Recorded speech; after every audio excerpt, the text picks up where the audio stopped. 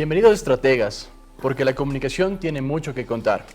El podcast donde exploramos a fondo el poder estratégico de la comunicación corporativa. Soy Esteban Sánchez, estudiante de la carrera de Comunicación Corporativa de la UDLA Ecuador. Y hoy tengo el honor de presentar a un invitado con amplia experiencia en comunicación institucional. Hoy nos acompaña Fabricio Vela, periodista ecuatoriano reconocido por su labor en el noticiario A Primera Hora, donde ha destacado por su análisis crítico, su compromiso con la verdad y su cobertura objetiva en los principales acontecimientos políticos del país. Con él aprenderemos sobre los principios clave para construir una crónica coherente con la identidad institucional. Acompáñanos a esta conversación que tiene mucho por contar. Antes de comenzar, Fabricio, cuéntanos un poco sobre ti, sobre tu trayectoria en el ámbito de la comunicación. Gracias, realmente un honor participar de este espacio en UDLA Channel. Bueno, quiero contarles que soy estudiante de la Universidad de las Américas, acabo de culminar una maestría en comunicación política en esta universidad, ha sido un año realmente intenso y por supuesto me ha permitido acercarme a este que es uno de los centros de educación superior más importantes del país, realmente una cosa muy importante y con mucha capacidad de aprendizaje. Bueno, tengo 32 años en el ejercicio de la profesión, empecé muy chico, tenía 18 años cuando jugué a ser periodista, quería ser economista, esas cosas medio raras, ¿no? Yo en el colegio, en aquel tiempo, seguramente muchos de ustedes ni nacían, yo me gradué en el año 92, en ese tiempo había especializaciones en el colegio, físico-matemático fui porque quería ser economista. Yo soy ambateño, migré de mi ciudad a Guayaquil porque en ese tiempo no tenías la oferta académica que tienes hoy, tampoco había internet ni comunicación digital, entonces no tenías obviamente los accesos a la educación superior que tenemos hoy, mucha facilidad, y no había economía en Ambato. Me fui a Guayaquil y tuve la oportunidad de hacer una pasantía en un canal de televisión, en Telesistema se llamaba en ese tiempo, y RTS.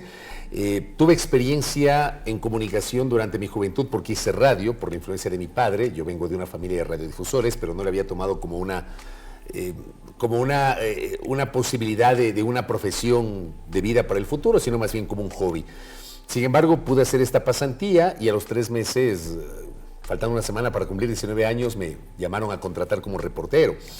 En enero del 93 me inscribí en la Universidad Laica Vicente Rocafuerte de Guayaquil en Economía porque dije no sé cuánto vaya a durar esto. Duré una semana en ese preuniversitario. Ahí me di cuenta que lo mío era el periodismo y desde ahí he transitado 32 años en donde he sido reportero de noticias. Durante más de 2 décadas fui reportero de calle. He sido redactor de noticias, productor, presentador de noticias y en los últimos 15 años incursioné poquito a poco en el periodismo de opinión. Actualmente hago opinión política en mi espacio A Primera Hora, que es un espacio radial que lo combino con la parte digital. Tengo un portal digital que se llama Primera Plana, que lo fundamos en medio de la pandemia, y tengo un espacio de debate que tratamos de adaptarlo a las nuevas tendencias, ¿no?, digitales, sobre todo, que es el podcast. Ya no en estos estudios grandes que tienes en los canales, sino algo más relajado, más pequeño, en Canal RTU, que lo saco todas las noches. Entonces, por ahí voy. Y luego en el tema de la comunicación organizacional un poquito, porque eso es interesante, durante los últimos 16 años más o menos, empecé a especializarme en la capacitación a voceros, en el media training, que ha sido una interesante apuesta, sobre todo para entrenar a potenciales voceros para que puedan enfrentar a los medios de comunicación. Por eso también seguí la maestría de comunicación política, porque además me encanta la comunicación política. De hecho, mi experticia en coberturas periodísticas ha sido la política, ¿no? Ok, muchísimas gracias, Fabricio.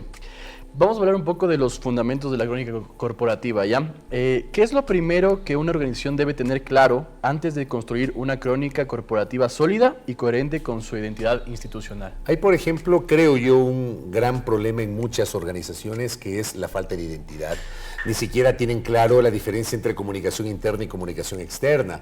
Hay falta de comunicación entre sus propios directivos. Entonces, a mí me parece que el primer paso que tiene que tener una organización es definir su misión, visión, valores, objetivos, cuál es su derrotero, cómo maneja su comunicación interna, cómo maneja su comunicación externa. Tener obviamente estrategias para enfrentar eventuales crisis reputacionales que pueden ocurrir. Yo de María Eugenia Molina, que fue mi docente del proyecto de titulación acá en la UDLA, aprendí que no existe per se un manual. ¿ya? Porque te dicen, revisa el manual para enfrentar una crisis. Cada crisis obviamente implica una estrategia distinta y me da la impresión que eso es lo que falta en muchas de las organizaciones en este país. Entonces yo creo que el primer paso es definir ese derrotero, tener una estrategia para enfrentar estas posibles crisis a partir obviamente de la claridad que deben tener sus integrantes sobre lo que es la organización, cómo es la comunicación interna primero y luego la externa. Claro, siempre es una organización siempre va desde adentro, ¿no? Desde adentro, eso es lo primero, porque así empoderas a tu gente, para empezar. O sea, hay gente que perteneciendo a la misma organización no tiene claridad sobre el derrotero, ¿no? Bueno, ¿cuál consideras que es el error más común que cometen las empresas al intentar comunicar sus historias corporativas? A ver, el principal error es ir por la vía, creo yo, fácil y dejar de lado la parte más creativa, ¿no? Hay gente que cree que tienes que publicar muchos videos en TikTok y hacer, perdón que lo diga, payasadas en TikTok y no va por ahí la cosa. Yo debo decirles algo, yo no creía en el TikTok. O sea, yo pensaba erróneamente que el TikTok era ese espacio donde básicamente haces chistes, bailas o cantas o lo que sea, y era renuente entrar a TikTok. Resulta que TikTok es una herramienta poderosísima. Yo mismo un buen día dije, bueno, me voy a abrir una cuenta en TikTok y de pronto empecé a hacer lives en mi noticiero de la mañana. Por ejemplo, yo tengo un espacio que es mi segmento de opinión, que dura más o menos, es un monólogo de 25 a 30 minutos donde comento los temas de la coyuntura y de pronto, qué sé yo, yo sin ser influencer, ¿no? O sea, tengo 300, 400, a veces 500 personas conectadas en vivo escuchando e interactuando en el TikTok en medio de mi transmisión que es de radio y por YouTube y por Instagram y por Facebook. Entonces terminó siendo interesante, haciendo algo diferente. Y a veces, obviamente, cuando tengo tiempo, preparo unos videos cortos de 1 minuto, 1 minuto 10 que los difundo en TikTok. Pero no caigo en el tema de la payasada. Ahora, ¿por qué traigo a colación esto? Porque resulta que hay lamentablemente organizaciones que creen que el camino fácil es eso, hacer un videíto con alguna cuestión ahí sin mayor condumio solamente para darte a conocer. Y ese no es el punto. O sea, está bien darte a conocer, pero con cosas creativas y con cosas que tengan contenido. Entonces yo creo que cuando se genera esto sin estrategia, yo siempre enfoco e insisto en esto, tú no puedes llevar adelante una comunicación sin estrategia. La comunicación tiene que ir con estrategia y es lo que, por ejemplo, cuando capacito en el ámbito del media training o el entrenamiento de voceros, yo les digo a los voceros, o sea, tú no puedes ir a una entrevista sin una estrategia. O sea, lo primero es, ¿por qué quieres ir a una entrevista?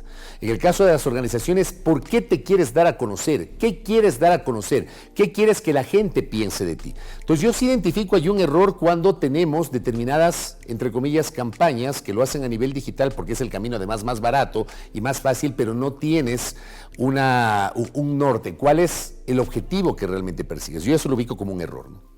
Ok, muchas gracias. Ahora, en el proceso narrativo, ¿qué papel juega la observación y la experiencia personal al momento de escribir una crónica?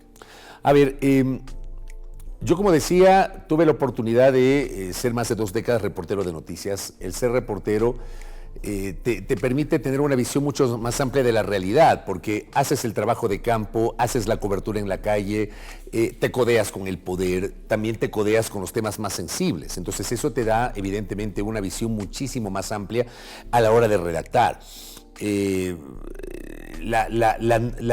Digamos, el deber ser periodístico, cuando cubres información, te obliga a buscar todas las aristas posibles de la noticia, diversas voces, diversas opiniones. Ese es el deber ser, no siempre se cumple, ojo, pero el deber ser te obliga a buscar todas las aristas posibles y transformar eso en una pieza comunicacional. A partir de eso, de ese trabajo de campo, tú empiezas a redactar tu reporte. Entonces tú vas recogiendo poco a poco en tu cabeza mientras vas haciendo la cobertura del trabajo de campo, tú ya tienes idea de lo que vas a redactar. Eso lo vas desarrollando con el paso del tiempo, ¿no? Porque mientras vas en el vehículo vas redactando, entre entrevista y entrevista vas redactando, tienes en tu cabeza más o menos lo que tú quieres informar, o sea, cuál es la noticia central y con base en la noticia central vas generando el resto de la redacción. Entonces es importante tener claro eso a la hora justamente de redactar una crónica. Ahora, crónica viene de cronos, que es lo que nos enseñaban en las aulas, ¿no? Crónica viene de cronos y se supone que la crónica tú la cuentas cronológicamente. Ya, eso supuestamente, o sea, la crónica no necesariamente la cuentas cronológicamente. La crónica se puede convertir en un relato pormenorizado de los hechos. Yo digo, ese tal vez es el cambio cambio respecto de esta concepción tradicional de creer que la crónica tienes que comentar que a las 7 de la mañana tal cosa, a las 8 de la mañana tal cosa, a las 10 de la mañana tal cosa. No va por ahí. Tienes que contar, obviamente, los diversos episodios como una historia. Tal vez esa como diferencia. En lo que me estás diciendo, ¿tú crees que es importante incluir testimonios, Sí.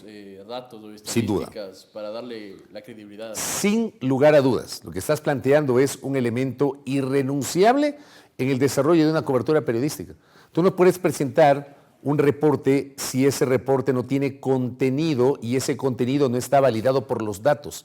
Y aquí yo voy a hacer una crítica, o sea, lamentablemente, y esa es una de las distorsiones del manejo de la comunicación digital y de las redes sociales. Hoy somos muy dados a publicar cualquier cosa sin ningún tipo de rigor. Perdóname, pero hay que ver cuál es nuestro comportamiento, y hablo en plural. Ya, el comportamiento que tenemos a veces los periodistas en el manejo digital y cómo a ratos, por la primicia, publicamos determinadas cosas sin rigor, sin datos, sin estadísticas que son fundamentales para que al final del día nuestro público valide, ¿no?, los datos que estamos presentando. Yo creo que ese es un tema irrenunciable. Siempre tiene que haber. Sí, tiene que haber, Perfecto. tiene que existir siempre, Ok. siempre. En el tema de impacto estratégico y reputacional, ¿de qué forma crees que una crónica bien narrada puede fortalecer la imagen institucional de una organización a largo plazo? A ver, una crónica te da exposición pública, de hecho. O sea, siempre la exposición pública, cuando positiva o negativa, va a tener un efecto. Hay una suerte de máxima, ¿no? No escrita, que dicen que no hay publicidad mala. ¿Ya? Que lo que importa es que hablen de ti. Yo realmente no creo en eso. O sea, yo creo que sí hay publicidad mala. ¿Ya? O sea, yo alguna vez le decía a alguien que, refiriéndonos a otros espacios y a otros colegas, que hay personas que les gusta que hablen bien o mal, pero que hablen, que sean tendencia en redes. Y yo le decía a esta persona, yo prefiero ser tendencia positiva o que no hablen de mí, pero no quiero ser tendencia negativa. Yo creo que lo mismo aplica a las instituciones, lo mismo aplica a las organizaciones. ¿Quieres ser tendencia positiva? A través de una crónica. Ahora, ¿qué pasa si ocurre una crisis? ¿Cómo reconstruyes la reputación? Hay un caso interesantísimo en Colombia, que lo aprendimos justamente en la maestría, de un restaurante emblemático que se llama Andrés Carne de Res. Tuvo una crisis reputacional muy compleja en su momento por un espectáculo que habían presentado a los asistentes al restaurante, y en medio del espectáculo hubo un accidente en el cual se le prendió fuego a uno de los bailarines, y el restaurante no tuvo una buena respuesta inicial para enfrentar esa crisis reputacional. Lo primero que tienes que hacer es responder rápido, responder con empatía, responder con solidaridad. El restaurante, lejos de la empatía y lejos de la solidaridad, ahí emitió inicialmente un comunicado que realmente fue muy cuestionado en Colombia. Y luego trató de reconstruir su reputación con otras estrategias, entendiendo justamente estos detalles. Yo creo que ese es un caso de estudio, ¿no?, en temas reputacionales que te obligan a construir o a reconstruir tu imagen.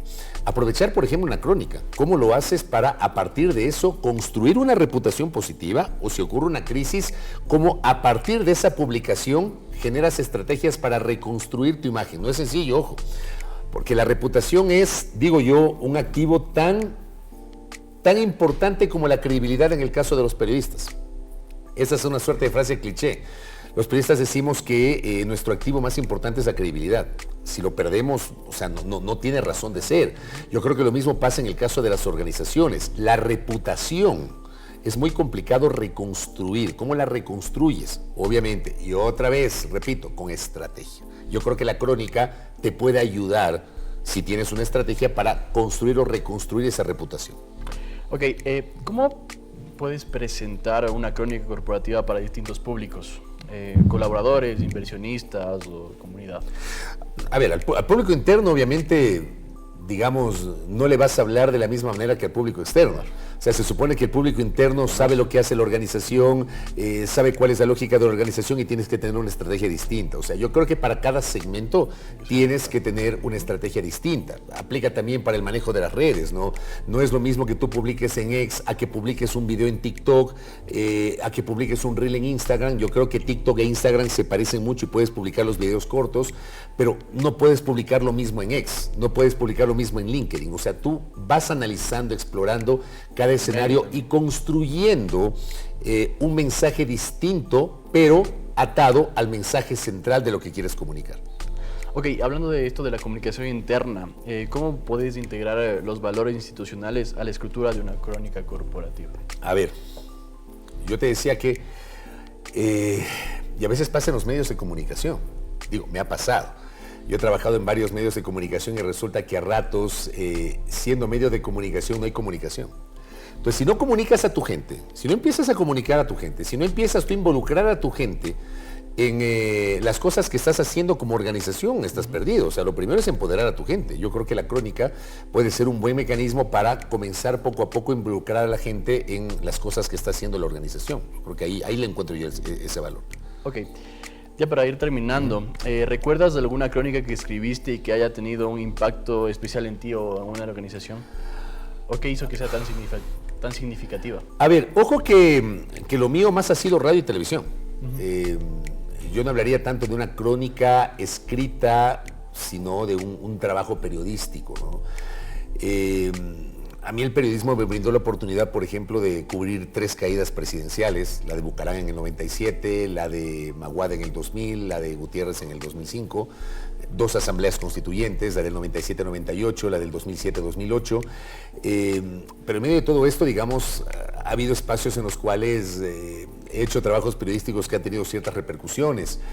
Yo recuerdo, por ejemplo, en el año 2002, cubrí un siniestro aéreo horroroso, un avión de TAME que se estrelló en un volcán en la frontera con Ecuador, en el volcán El Cumbal. Ese, por ejemplo, ese fue un reportaje que a mí me marcó. O sea, fue terrible, fue terrible. O, por ejemplo, hablando de cosas que pudieron haber marcado no tanto una organización, pero sí un colectivo. En el año 2004 hubo un episodio que fue escandaloso en el Congreso Nacional, hoy llamado Asamblea. 4 diputados habían acudido a Perú a una misión internacional y resulta que se pegaron los tragos y fue un escándalo. Eran 3 diputados y una diputada. Bueno, fue un escándalo horroroso, terrible, en un hotel de Lima. Resulta que la prensa chicha de Lima, porque en Perú hay digamos, aquí hablamos del Diario Extra, que es un diario muy popular. Tú en Perú tienes 20 periódicos de ese corte que le llaman la prensa chicha. Eso fue un mega escándalo. Entonces el canal me envió a cubrir el tema, yo cubrí el tema, vine acá, al día siguiente destituyeron a los 4 diputados luego de las publicaciones. Unos meses después me llamó la diputada involucrada a amenazarme. Fue terrible. Digamos que esas son las cosas que a veces tomas como riesgo, ¿no? Claro. Digamos que esa publicación provocó ese tipo de cosas, ¿no? O por ejemplo me pasó en el año 98, 99, que un viaje presidencial en México tuve la oportunidad de entrevistar a un embajador de Ecuador en México, que era un banquero, Medardo Ceballos Balda, que había sido señalado como el autor intelectual del asesinato de Jaime Hurtado González, que fue el líder histórico del Movimiento Popular Democrático, y eso también provocó acá un remesón. Entonces ahí tienes algunos elementos sobre los cuales determinadas publicaciones, en este caso de video, de audio, provocaron cierta repercusión, ¿no? No te hablo tanto de prensa escrita porque esa es tal vez una asignatura que yo he tenido pendiente en mi carrera. No he hecho prensa Escrita, he hecho televisión, radio y comunicación digital. Ya. Y para finalizar, ¿qué recomendarías, qué recomendaciones tendrías para los estudiantes de comunicación corporativa para redactar su primera crónica con impacto? A ver, es que, claro, yo te hablo desde mi óptica periodística, ¿no? Yo tal vez tengo una visión desde mi experiencia y mi conocimiento periodístico que es diferente a lo que se hace en comunicación corporativa.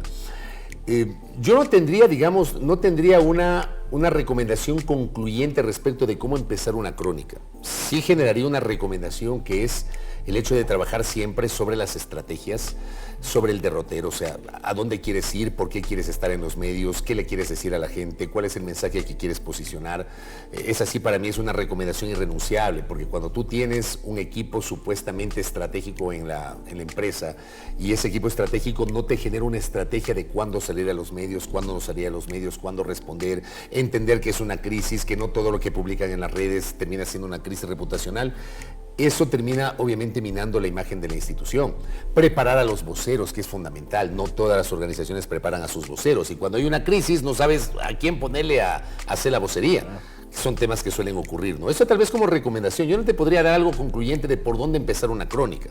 Ahora, claro, en el ámbito periodístico tú tienes determinados elementos, ¿no? Empieza por la frase más impactante, por el tema más sensible, toma en cuenta la empatía, toma en cuenta los mensajes de solidaridad. La gente es muy sensible. Entonces empezar por ahí, ¿no? Tal vez. Ok, muchísimas gracias. No, yo te agradezco a ti, Fabricio. Por Dios, yo soy el agradecido. Muchísimas gracias, Fabricio, y a Contado. ustedes también por acompañarnos en este episodio de Estrategas, porque la comunicación tiene mucho que contar. También les recuerdo que nos pueden seguir en nuestras redes sociales, en Facebook como Comunicación UDLA y en Instagram como Comunicación UDLA. Y también en UDLA Channel, en Instagram, Twitter, Facebook y YouTube como UDLA Channel Ecuador. Suscríbete y mantente conectado a nuestros próximos episodios, porque en la carrera de comunicación corporativa siempre hay historias que transforman y estrategias que construyen. Recuerda, sé el comunicador corporativo que el mundo necesita. Hasta la próxima.